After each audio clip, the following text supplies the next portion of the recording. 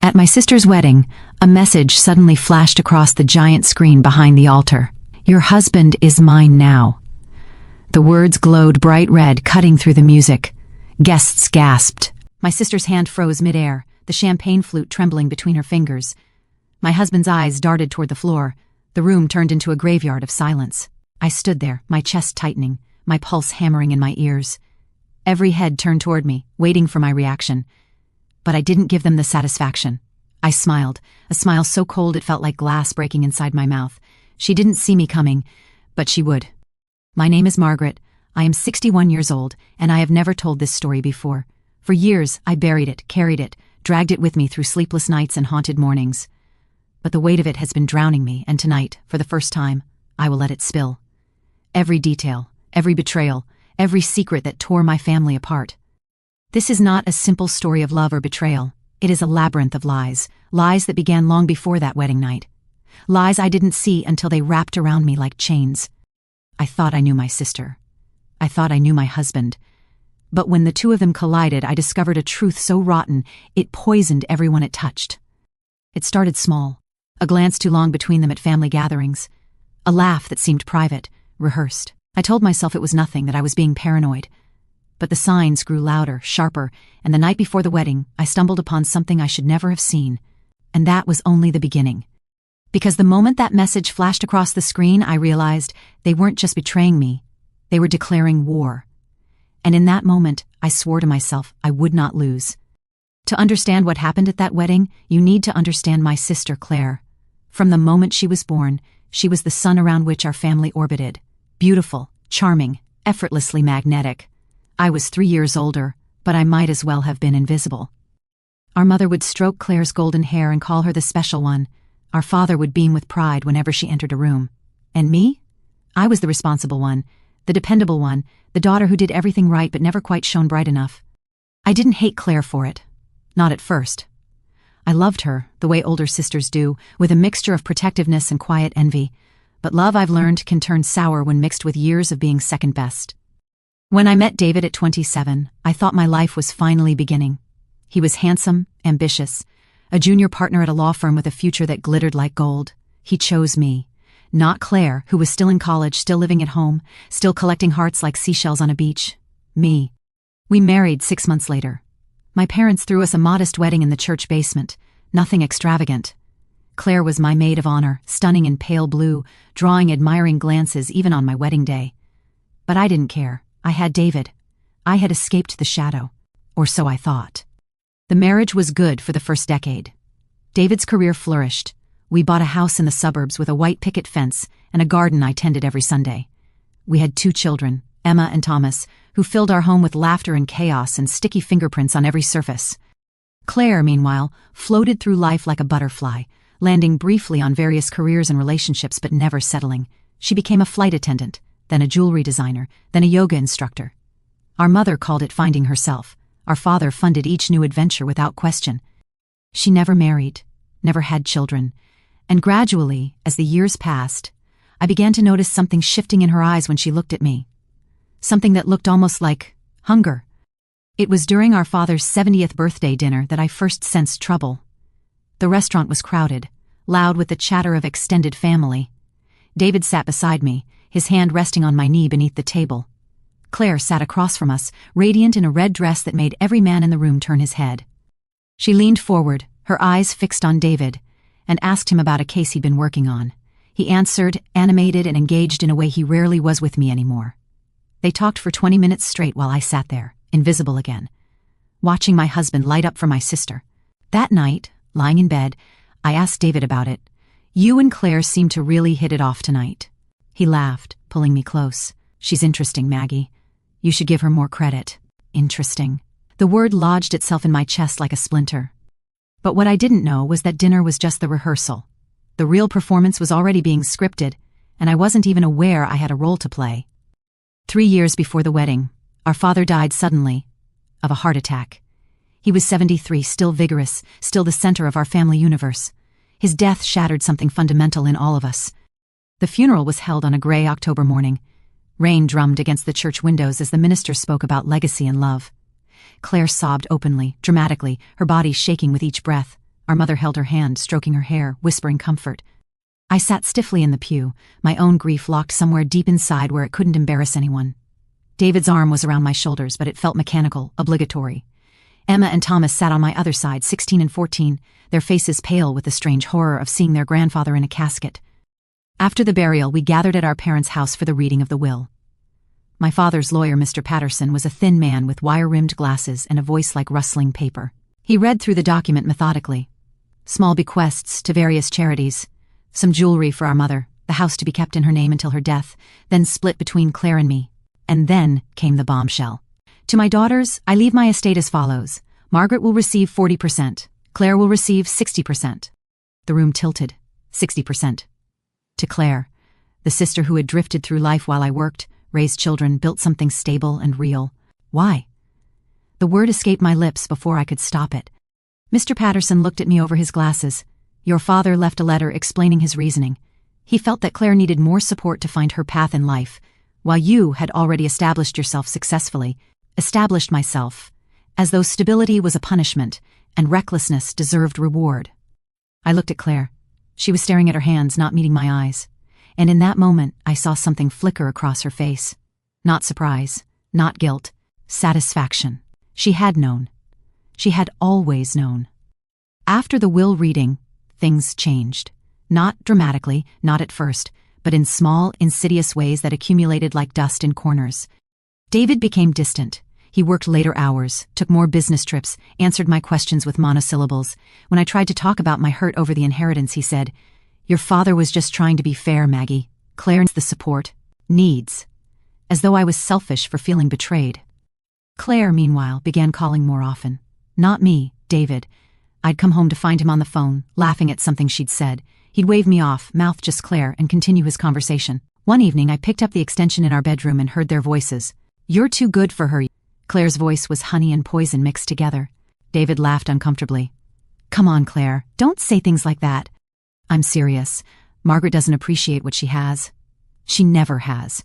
She takes everything for granted. You, the kids, that perfect little life. While some of us have to fight for scraps. That's not fair. Isn't it? Her voice dropped lower, intimate. David, you deserve someone who sees you, really sees you, not someone who's just checking boxes on her perfect suburban checklist. I hung up, my hands shaking. The words echoed in my head for days, weeks, months. I should have confronted them, should have demanded answers, set boundaries, drawn lines in the sand. But I was paralyzed by the fear that if I said anything, I'd make it real. As long as I pretended not to notice. Maybe it wasn't really happening. Denial, I've learned, is just another word for cowardice. 2 years after our father's death, Claire announced she was getting married. His name was Richard. He was older, wealthy, a venture capitalist with silver hair and a house in the Hamptons. Claire had been dating him for 6 months, secretly, she said, because she wanted to be sure before introducing him to the family. Our mother was ecstatic. Finally, Claire was settling down. Finally, she would have the stability she'd always lacked. The wedding was scheduled for June, at an estate venue with gardens that rolled down to a lake. Claire spared no expense. Designer dress, celebrity florist, a string quartet for the ceremony, and a jazz band for the reception. The guest list swelled to 300 people. She asked me to be her maid of honor. I said yes, because what else could I say? No, I won't stand beside you because I suspect you're trying to steal my husband? It sounded insane even in my own head. David was invited, of course. Emma and Thomas would be there too, though Thomas had recently left for college and could only come home for the weekend. The night before the wedding, I couldn't sleep. David was snoring beside me, exhausted from the rehearsal dinner, but my mind raced with anxiety I couldn't name. At 2 a.m, I got up and went downstairs. We were staying at the Estate Hotel, a sprawling building with rooms arranged around a central courtyard. I thought a walk might clear my head. I wandered through the gardens, past the tent where the reception would be held, past the rows of chairs arranged for the ceremony. The moon was full, casting everything in silver light. And then I saw David and Claire. They were standing by the lake, partially hidden by a willow tree. But the moonlight illuminated them perfectly. Claire was in David's arms. His hands were on her waist, her face was tilted up toward his, and they were kissing. Not a friendly peck, not an accidental brush of lips. A deep, passionate kiss that spoke of intimacy, of history, of something that had been building for far longer than I'd realized. I stood there frozen, watching my husband and my sister betray me in the moonlight. They broke apart. Claire laughed, low and satisfied. "Tomorrow," she said. "After the wedding, we'll tell her together." David nodded. "Together." I backed away slowly, my heart shattering with each step. I made it to my room, locked the door, and sat on the bathroom floor until dawn. And that's when I started planning. I woke up with perfect clarity. The shock had burned away, leaving behind something cold and sharp. I got dressed carefully, hair styled, makeup flawless, a pale gold dress that made me look elegant and composed. I looked at myself in the mirror and saw a stranger, a woman made of ice and rage. David was nervous at breakfast. He kept glancing at me, as though trying to read my expression. I smiled at him. "Big day for Claire," I said cheerfully. "Yeah." He looked relieved. "Are you okay? You seem different." "I'm perfect," I said. And I was. The ceremony was beautiful. Claire floated down the aisle in a gown that must have cost $50,000. Richard waited at the altar, beaming with pride. The minister spoke about love and commitment and the sacred bonds of marriage. I stood beside Claire, holding her bouquet, watching this farce unfold. And I waited. The reception began with cocktails on the lawn. Guests mingled, toasted, congratulated the happy couple. I circulated, smiling, chatting, playing the role of devoted older sister. David tried to corner me once. "Maggie, we need to talk. Later," I said, touching his arm. "Let Claire have her day." He looked uncertain but nodded. At 7 o'clock, we moved into the tent for dinner. The lights were dimmed, candles flickered on every table, and the giant screen behind the head table showed a slideshow of Claire and Richard's relationship. I waited until dessert was served, until everyone was relaxed, full, happy. Then I pulled out my phone and sent the file. The slideshow froze, the romantic music cut out, and then the screen changed. "Your husband is mine now." The words hung there, massive and crimson, impossible to miss. The tent fell silent. 300 people stared at the screen, then at me, then at David. But I wasn't done. The screen changed again. This time, it showed a photo. David and Claire kissing by the lake. The timestamp was clear, last night, 2:17 a.m. Claire's face went white. David stood up, knocking his chair backward. "Maggie." The screen changed again. Another photo. This one was older, from 6 months ago. David and Claire having dinner together at a restaurant in the city. They were holding hands across the table. More photos appeared, a progression of their affair, documented in painful detail. I'd hired a private investigator 8 weeks ago after finding suspicious charges on David's credit card. He'd done thorough work. The final image was a text message exchange, blown up huge on the screen. "Claire, after the wedding, we can finally be together. No more hiding. David, I can't wait. She'll never see it coming. Claire, poor Margaret. She's always been so blind." The tent erupted. Guests were shouting, standing, pointing. Our mother screamed Claire's name. Richard stared at his new bride with an expression of pure horror. I stood up calmly and walked to the microphone at the head table. "Good evening, everyone," I said. My voice was steady, clear. "I apologize for the interruption, but I thought you all deserved to know the truth about the bride and groom, and my husband." Claire was crying now, mascara running down her face. "Maggie, please." "Please what?" I turned to her. "Please keep your secret? Please let you destroy my marriage on your wedding day? Please pretend I didn't see you kissing my husband last night?" The crowd gasped. Our mother was sobbing. Richard had gone very still, his face unreadable. I looked at David. "How long?" He opened his mouth, closed it. 2 years. 2 years. Since our father's funeral. Since the will reading. Since everything started falling apart. "Did you ever love me?" I asked. "Or was I always just the reliable choice until something better came along?" "Maggie, it's not like that." "It's exactly like that." I turned back to the crowd. My sister has spent her whole life taking what she wants. Our father's money, our mother's attention, and now my husband. And the worst part? Everyone always forgave her, because she was the special one, the golden child, the one who deserved more. I looked at Claire, but not anymore. The wedding imploded spectacularly. Richard demanded an annulment before the cake was even cut.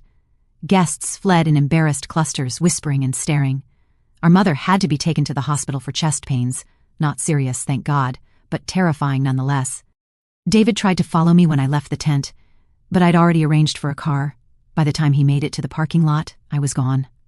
I drove to our house, packed a bag, and left. I'd already rented an apartment in the city, already transferred half our joint savings into a new account, already contacted a divorce attorney. I'd spent 3 weeks preparing for this moment. Because here's what I'd realized. Standing in that bathroom at dawn, I wasn't the victim in this story. Not anymore. I was the author. And I was going to write an ending that nobody expected. The divorce was brutal. David fought for custody of Emma. Thomas was already an adult, though he sided firmly with me. The legal battles stretched for months, each hearing another opportunity for our dirty laundry to be aired in front of strangers. But I had evidence, mountains of it. The private investigator had been thorough. Photos, text messages, credit card statements showing hotel rooms and jewelry purchases. David's lawyer advised him to settle. In the end, I got the house, primary custody of Emma, and a settlement that left David financially comfortable but not wealthy. More importantly, I got my dignity back. But I wasn't finished with Claire. The annulment proceeded quickly. Richard had money and connections, and he wanted the whole disaster erased from his life as efficiently as possible. But he also wanted revenge, and he came to me with an interesting proposition. Your sister, he said, meeting me for coffee 3 weeks after the wedding, borrowed a substantial amount of money from me during our engagement. $200,000. She said it was for her jewelry business. I raised my eyebrows. Claire hasn't had a jewelry business in 5 years.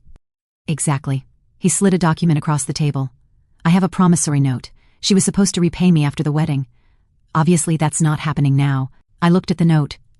Claire's signature was right there, promising repayment within 60 days of the wedding date. What do you want me to do about it? Richard smiled thinly. I'm going to sue her. I wanted you to know first, as a courtesy. But I also wanted to tell you something else. About your father's will. My attention sharpened. What about it? Claire came to me 6 months ago, before we were even engaged. She wanted me to invest in a business opportunity. She was very specific about the amount she'd be able to contribute as her share. Exactly 60% of what she claimed was a multi-million-dollar inheritance. And I did some research. Your father's estate was worth considerably less than Claire claimed. She'd been inflating the numbers, using the promise of future wealth to extract money from various people. Including me. I sat back, processing this. You're saying she's been committing fraud? I'm saying your sister is very good at manipulating people, and I think there's more to discover if someone cared to look. Someone did care to look. I hired a forensic accountant. What we discovered over the next 6 months was staggering. Claire had been embezzling from our father's estate for years before his death. He'd made her the trustee of certain accounts, trusting her to manage them responsibly. Instead, she'd been siphoning money in small amounts, enough to go unnoticed by our elderly father but adding up to nearly $300,000. After his death, she'd continued the pattern, manipulating our mother into signing documents that transferred more of the estate funds into Claire's control.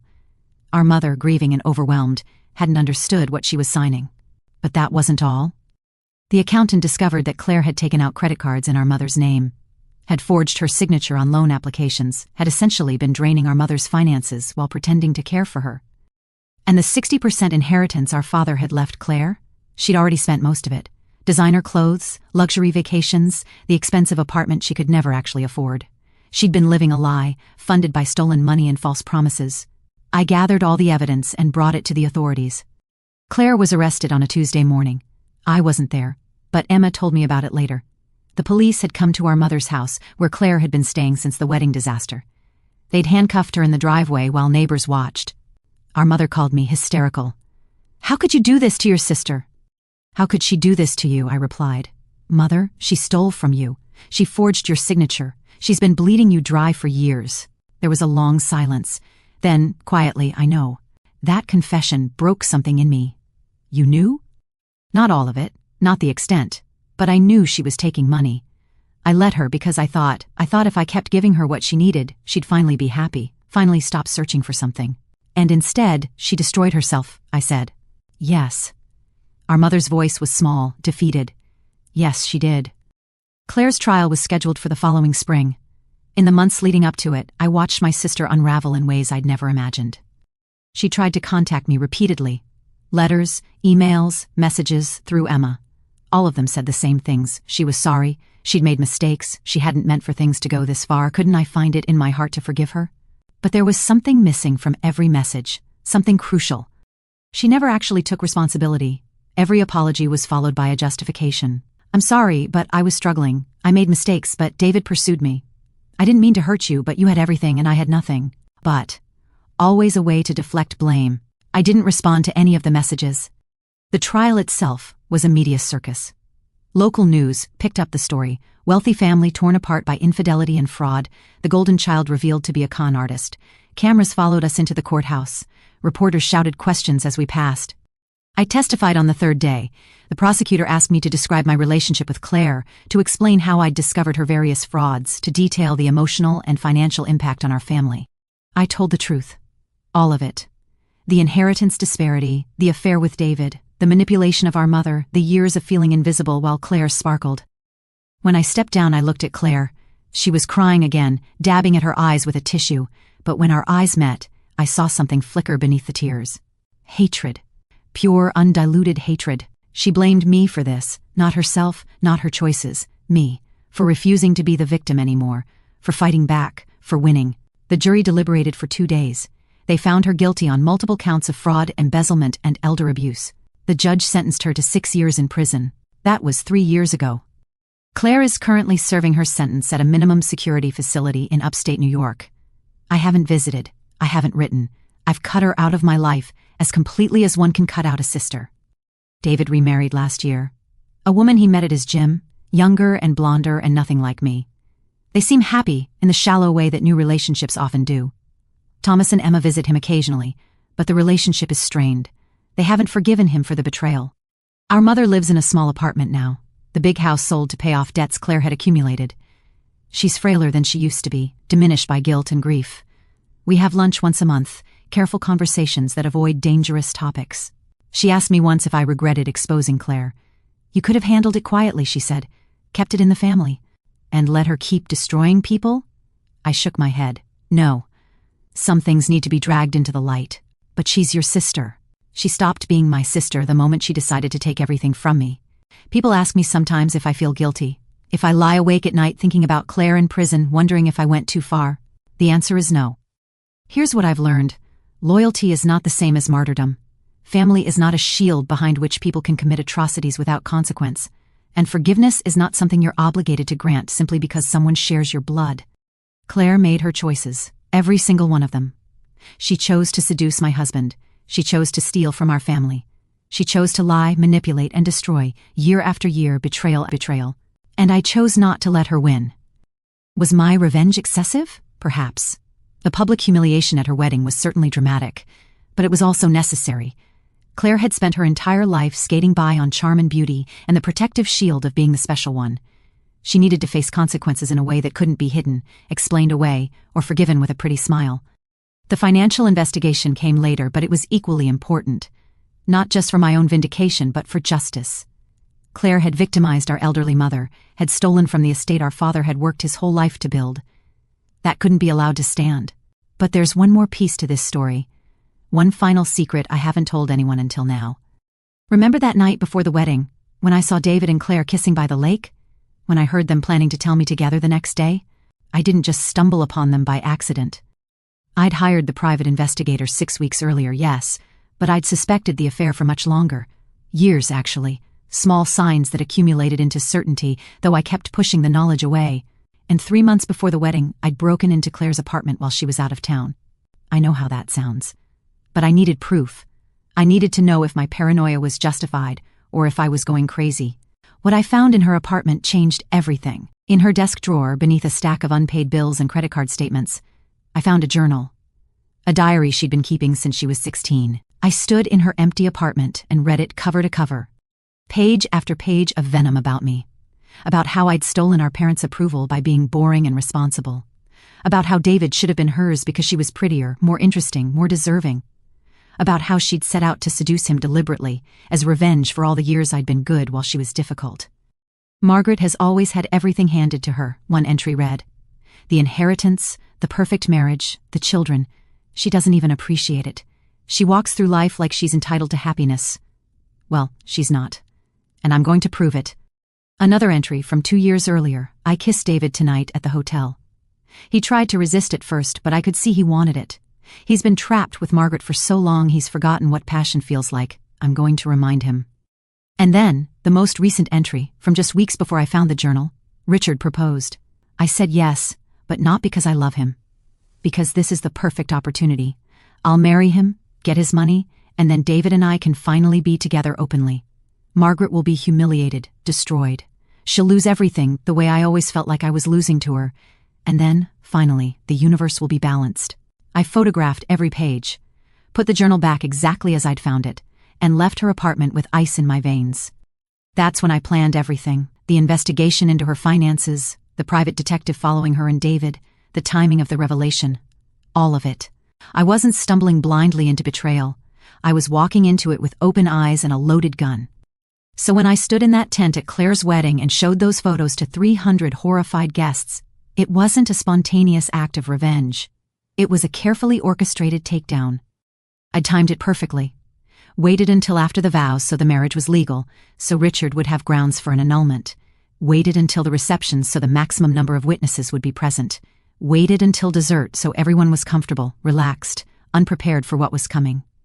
I'd even chosen that specific message, "Your husband is mine now," because it was a direct quote from one of Claire's journal entries, a little extra twist of the knife, recognizable to her even if no one else understood the reference. The look on her face when those words appeared on the screen was worth everything. Because in that moment she realized I knew. I'd known for a long time, and I'd been planning this. She'd thought she was the hunter, but she'd been the prey all along. Claire has written me 17 letters from prison. I've kept them all, unopened, in a box in my closet. I don't know why I keep them. Maybe someday I'll open them, read whatever justifications and recriminations she's poured onto those pages, or maybe I'll burn them without ever breaking the seals. David sent me a letter too, about a year after the divorce was finalized. He did open that one. It was full of regret, explanations, pleadings for understanding. He said he'd been weak, that Claire had pursued him relentlessly, that he'd gotten caught up in something he didn't know how to escape. He said he still loved me. I read it once, then tore it into pieces and threw it away. Because here's the thing about betrayal, it doesn't matter if they still love you. Love without loyalty is worthless. Love without integrity is poison. And love that can be swayed by flattery, opportunity, and a pretty face was never really love at all. David didn't love me. He loved the idea of me, the stability I represented, the life we'd built. But when something shinier came along, he was willing to throw it all away. That's not love. That's convenience with a prettier name. I'm 61 now, as I said at the beginning. 3 years past the wedding catastrophe, 3 years into my new life. I still live in that apartment in the city. It's smaller than the house David and I shared, but it's mine in a way that place never was. Every piece of furniture, every painting on the walls, every book on the shelves, I chose them.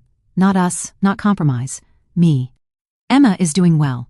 She's in graduate school studying psychology, which I find both ironic and appropriate given our family's dysfunction.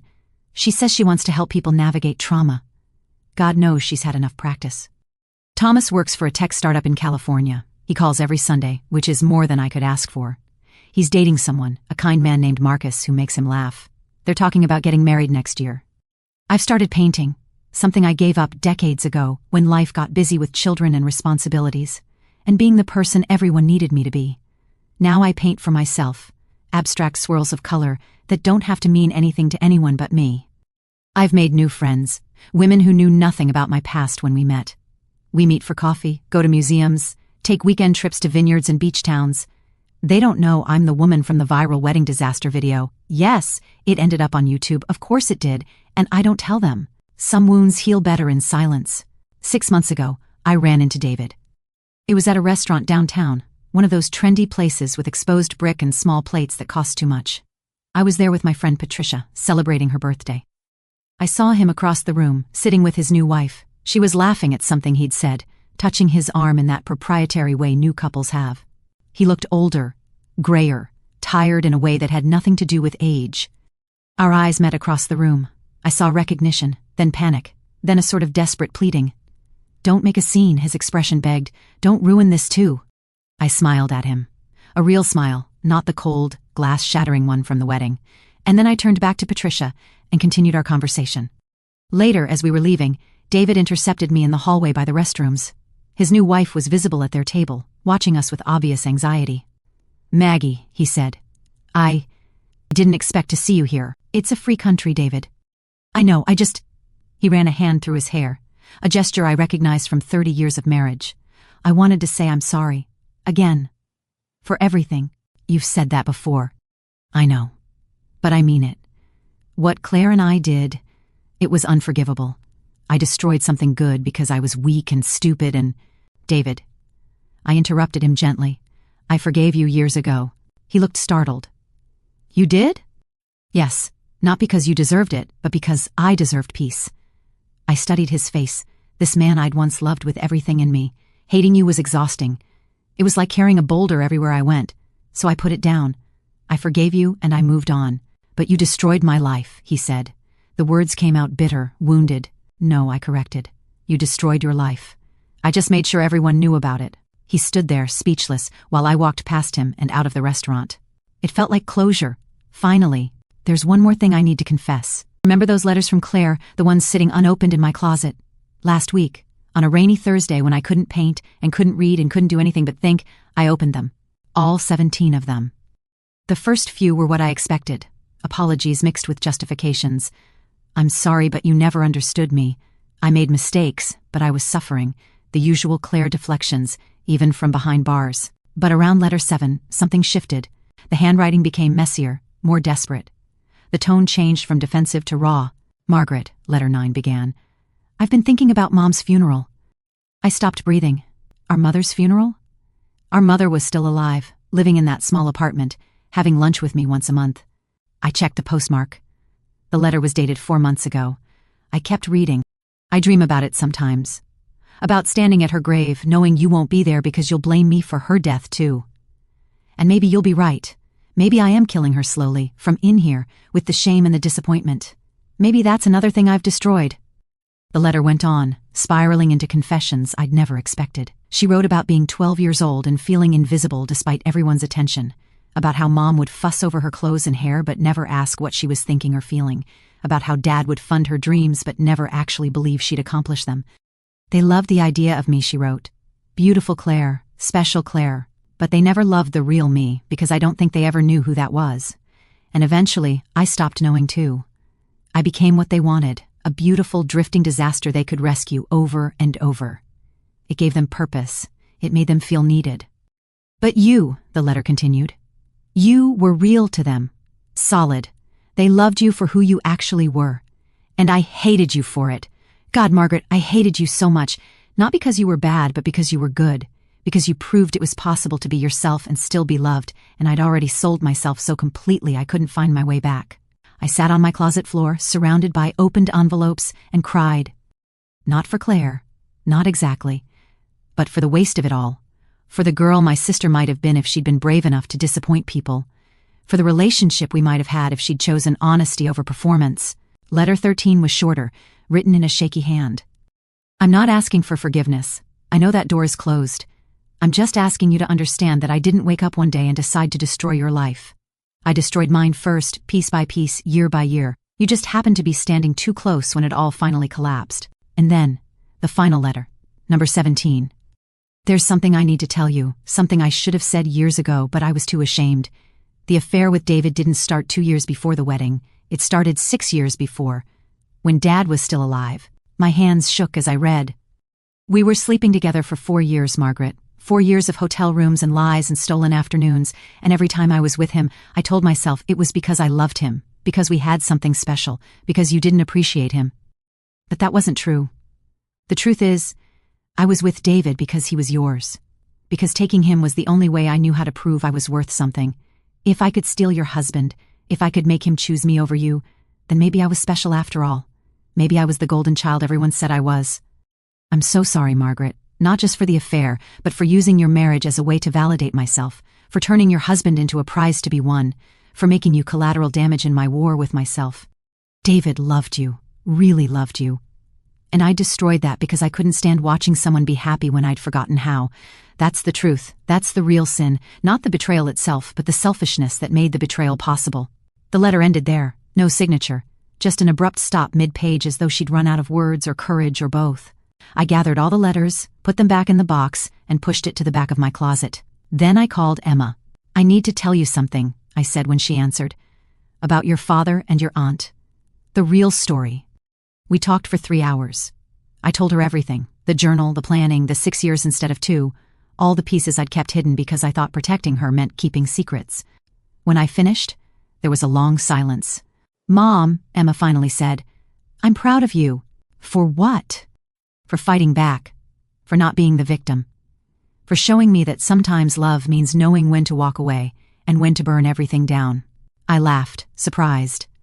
That's not exactly the lesson I meant to teach, but it's the one I needed to learn. She paused. Are you going to tell Grandma about the letters? I thought about our mother, frail and guilty, having lunch with me once a month, about how she already carried enough weight. No, I decided. Some truths hurt more than they heal. She knows enough. After reading Claire's letters, I started seeing patterns I'd missed before. I went back through old photo albums, really looking this time. In picture after picture, Claire was smiling, bright, perfect practice smiles that never quite reached her eyes. And in the background, often unnoticed, I was there, watching her, always watching, trying to decode the mystery of how she made everything look so effortless. I found my old journals too, boxes of them from high school and college. I'd forgotten I kept them. Reading them now was like meeting a stranger who wore my face. Page after page of self-doubt. Claire got invited to another party. Why can't I be more like her? Mom said I should try wearing my hair down like Claire does. Maybe then someone would notice me. Claire dropped out of college again. Dad's not even mad. If I dropped out, they'd disown me. I'd spent my whole life comparing myself to her. But reading between the lines now, I could see she was doing the same thing. We were two sisters locked in a cage of comparison, each thinking the other had it easier. Neither of us brave enough to ask if we were both suffering. The difference was, I eventually climbed out of the cage. Claire never did. She just made the cage bigger and decorated it with stolen things. Last month, I got a call from the prison. Claire had been hospitalized. Nothing life-threatening, they assured me. A severe panic attack that looked like a heart attack. But she'd asked for me. I'm her emergency contact, our mother explained when she called right after. But I can't go. I physically can't handle it, Margaret. Could you? I thought about saying no. About maintaining the boundary I'd carefully constructed. About protecting my peace. But I thought about those letters. About the girl Claire might have been. About the fact that hate is exhausting, but so is anger. And I'd already forgiven David. Maybe it was time. I drove to the prison on a Sunday morning. The visiting room was exactly what you'd expect. Plastic chairs, scratch tables, guards standing along the walls. Claire was brought in wearing gray scrubs, her hair pulled back, her face bare of makeup. She looked old. The kind of age that comes from the inside, from carrying too much weight for too long. We sat across from each other, a table between us, 3 years and a lifetime of betrayal separating us. You came, she said finally. Her voice was hoarse, thin. I came. I didn't think you would. Neither did I. Silence stretched between us. Not comfortable, but not entirely hostile either. A strange neutral space where anything might happen. Did you read my letters? She asked. Yes. All of them. She closed her eyes. Then you know. Everything. Yes. I'm not going to ask you to forgive me, Claire said, opening her eyes. They were the same blue they'd always been, but dimmer now, like a light slowly fading. I know I don't deserve it. I just needed you to know that I finally understand what I did. Not just the affair or the stealing, but the years before that. The lifetime of making you feel less than, of using your pain to make myself feel significant. Why now? I asked. Why did it take prison for you to see it? She laughed, but it was bitter. Because I finally ran out of mirrors. In here, there's no one to perform for, no one to charm, no one to convince that I'm special. I'm just another inmate, another number, another person who destroyed their life through their own choices. She leaned forward. Do you know what the worst part is? What? I don't even know who I am without the performance. When I try to figure out who Claire actually is, stripped of all the lies and the image, there's just nothing. An empty space where a person should be. I looked at my sister and felt something I hadn't expected. Pity. Not the kind that forgives everything. Not the kind that erases consequences. But the kind that recognizes shared humanity, even in someone who's done terrible things. Maybe that's where you start, I said quietly. With the empty space, you fill it with real things this time. True things, even if they're not beautiful or special or impressive. Even if they're just ordinary. Claire's eyes filled with tears. I don't know how. Neither did I admitted. But you figure it out. One choice at a time. I visited Claire 3 more times over the next 2 months. We didn't talk about the past much after that first conversation. Instead, we talked about small things. Books she was reading. The garden I was planning for spring. Emma's graduate work. Thomas's upcoming wedding. Normal things. Sister things. On my 4th visit, she told me about a program at the prison. Education courses, therapy groups, job training for after release. I'm thinking about taking accounting classes, she said. It sounded so absurd I almost laughed. Claire, who'd stolen and manipulated money her whole life, studying to manage it legally. But I didn't laugh. That sounds good. Does it? She looked uncertain, vulnerable in a way I'd never seen. I thought maybe I could help people when I get out. Older people, like Mom, who need someone to manage their finances honestly, make up for what I did, in some small way. That sounds better than good, I said. That sounds like a start. She smiled, tentative and small. I have 2.5 years left. Then probation. Then, I don't know, maybe nothing. Maybe I'll get out and realize I'm still broken, still empty. Maybe, I agreed. But maybe not. Maybe you'll get out and discover that all this time in here wasn't just punishment. Maybe it was preparation. For what? For becoming the person you should have been all along. Our mother died 6 weeks after my first prison visit. Peacefully, in her sleep. The doctor said her heart simply stopped. She was 84. She'd lived a long life, though not always a happy one. I was the one who found her. I'd come for our monthly lunch and let myself in with the spare key when she didn't answer the door. She looked peaceful, lying in her bed, one hand tucked under her cheek like a child. I sat with her for an hour before calling anyone. Just sat in her small apartment, surrounded by the remnants of a life that had been so much bigger once. The funeral was small. Thomas flew in from California. Emma canceled her classes. David sent flowers but didn't attend, which was appropriate. A few of our mother's friends from her church came, elderly women who'd known her for decades.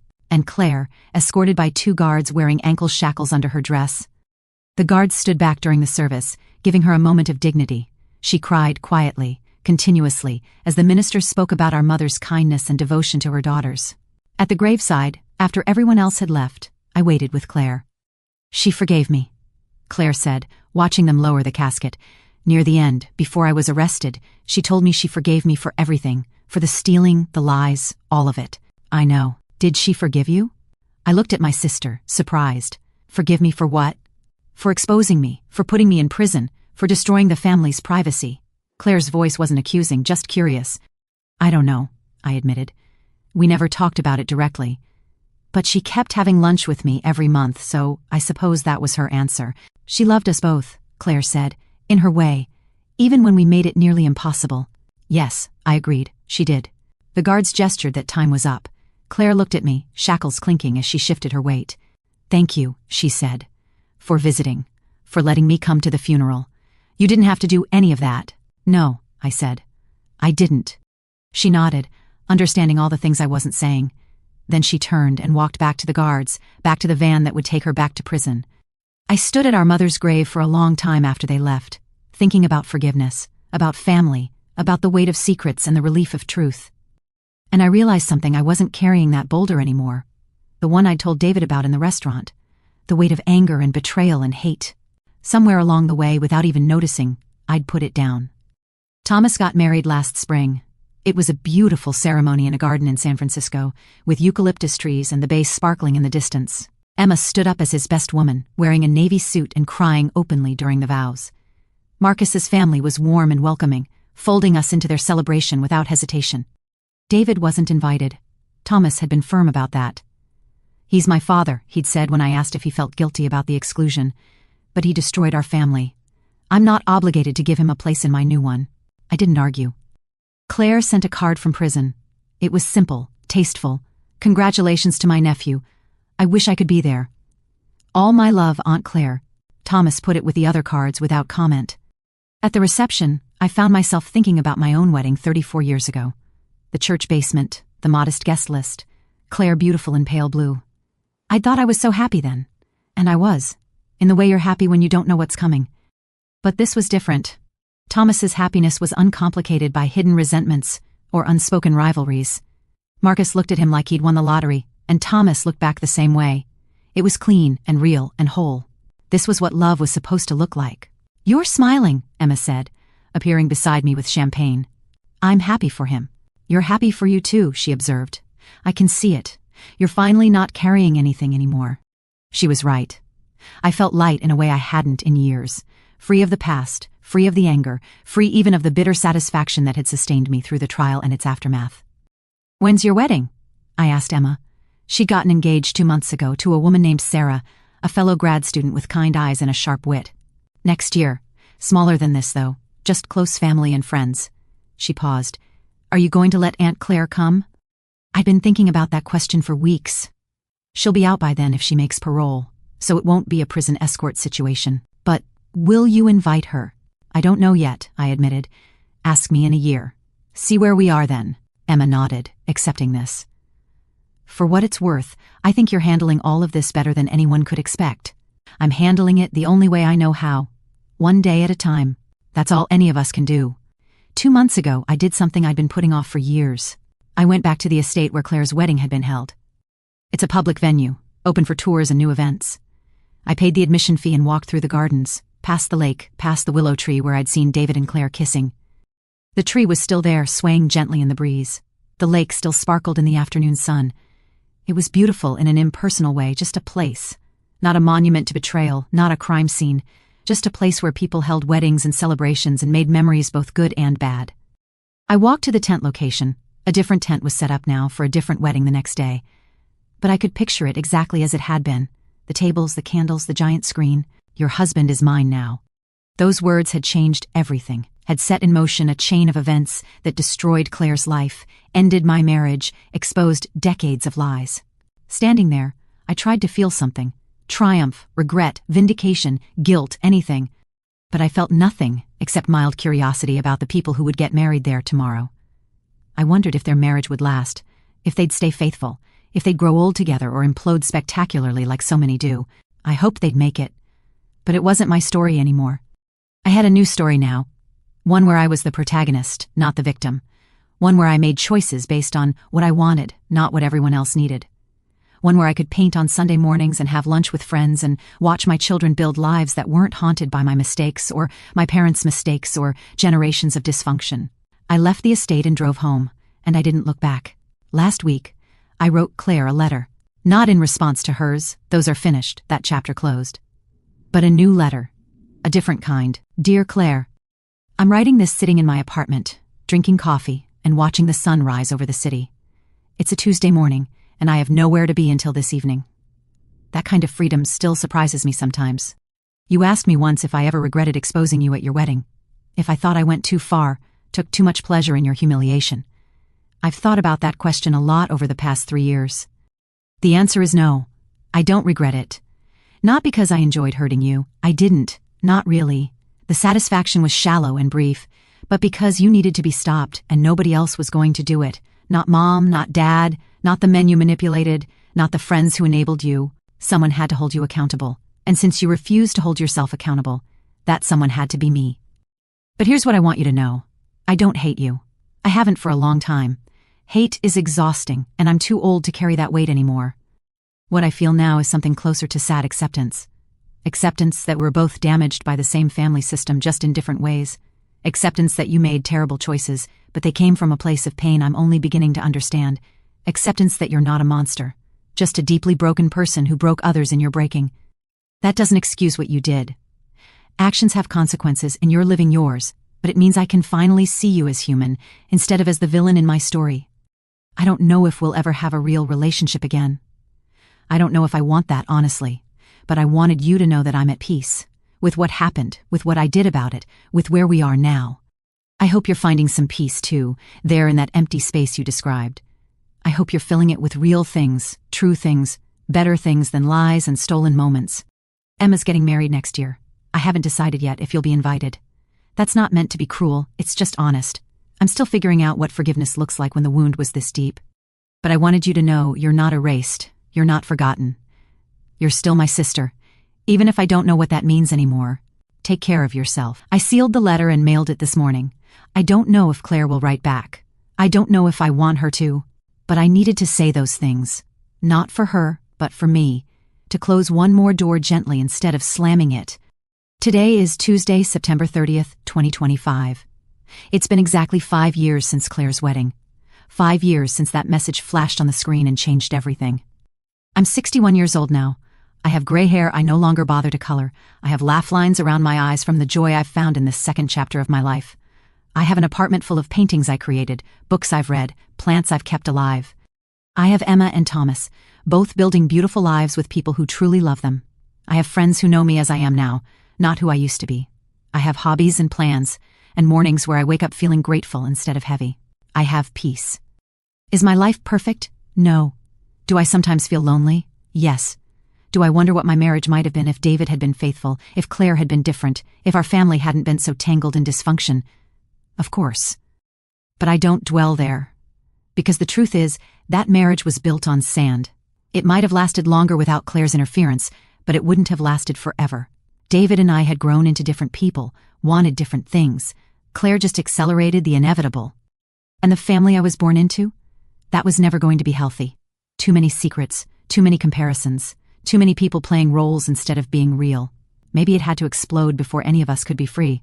If you're reading this, if you've listened to this entire story, I want you to know something. Betrayal doesn't end you. It changes you, yes. It teaches you things you wish you didn't have to learn, but it doesn't have to define your story. I could have stayed broken. I could have let what Claire and David did turn me bitter and small. I could have spent the rest of my life playing the victim, milking sympathy from everyone who'd witnessed my humiliation. But I didn't. I chose to fight back. I chose to expose the truth, face the pain, and rebuild on solid ground instead of comfortable lies. Was my revenge extreme? Maybe. Different people will judge that differently. But it was necessary for me. Not just for justice, but for my own survival. I needed to prove to myself that I wasn't weak, wasn't passive, wasn't someone who'd accept betrayal quietly for the sake of keeping peace. And I proved it. To myself, to my children, to everyone who thought Margaret was just the boring, reliable sister who'd never make waves. I made waves. I made a tsunami, and when the water settled, I was still standing. That's what I want you to take from this story. Not that revenge is always right, not that destroying someone publicly is the answer to betrayal, but that you have power, even when you feel most powerless, even when the people you trusted most have betrayed you, even when the whole world seems to be watching your humiliation. You have power. The power to choose your response. The power to decide what happens next. The power to write your own ending instead of letting someone else write it for you. Claire thought she was taking everything from me that night. My husband, my dignity, my place in the family. But all she really did was set me free. Free from a marriage that was hollow. Free from a family dynamic that was poison. Free from the person I'd been pretending to be for so long that I'd forgotten there was anyone else underneath. So thank you, Claire. I've never said that before, but I mean it now. Thank you for betraying me so spectacularly that I had no choice but to become someone new, someone stronger, someone who doesn't need anyone's approval or validation or love to know her worth. I am Margaret. I am 61 years old, and I am finally, fully, completely free. This is my story. It's not pretty, and it's not simple, and it doesn't have a fairy tale ending, but it's mine, and that's enough. Thank you for listening. If this story resonated with you, if you've experienced betrayal or family dysfunction or the complicated journey of rebuilding after loss, know that you're not alone. Your story matters too, and you have more power than you think to shape how it ends.